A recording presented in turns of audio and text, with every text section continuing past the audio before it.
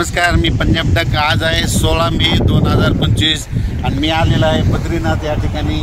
आणि या देवभूमीहून आपल्या महाराष्ट्रातल्या शेतकऱ्याला अंदाज देणार आहे, कारण की राज्यातल्या शेतकऱ्याचा ऊस आहे म्हणून राज्यातल्या शेतकऱ्याला परत ऊसावाल्यासाठी आनंदाची बातमी देणार आहे। राज्यामध्ये उद्या म्हणजे 17 तारखेपासून 17 मे ते 25 मे पर्यंत राज्यात पश्चिम महाराष्ट्रात मुसळधार पाऊस पडणार आहे, म्हणून पश्चिम महाराष्ट्रातल्या शेतकऱ्यांनी हा अंदाज लक्षात घ्यायचा आहे। राज्यात इतर भागात देखील राज्यात सारखा पाऊस पडत राहणार आहे, म्हणून हा देखील सर्व शेतकऱ्यांना अंदाज घ्यायचा आहे। पण राज्यात 17 मे पासून तर तसं तर 30 मे पर्यंत दररोज 2-2 दिवस मुक्काम करत पाऊस पडणार आहे, म्हणून हा अंदाज लक्षात घ्यायचा।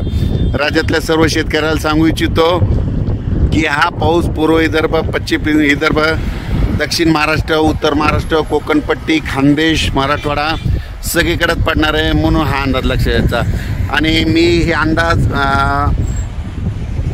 देत आहे, मी अंदाज हे बद्रीनाथच्या देवभूमीहून देत आहे, म्हणून हा अंदाज लक्षात घ्यायचा। राज्यातल्या सर्व शेतकऱ्याला सांगू इच्छितो की हा पाऊस सांगायचं झालं तर पूर्व विदर्भ, पश्चिम विदर्भ, दक्षिण महाराष्ट्र, उत्तर महाराष्ट्र, कोकणपट्टी, खानदेश, मराठवाडा सगळीकडे पडणार आहे, म्हणून हा अंदाज लक्षात घ्यायचा।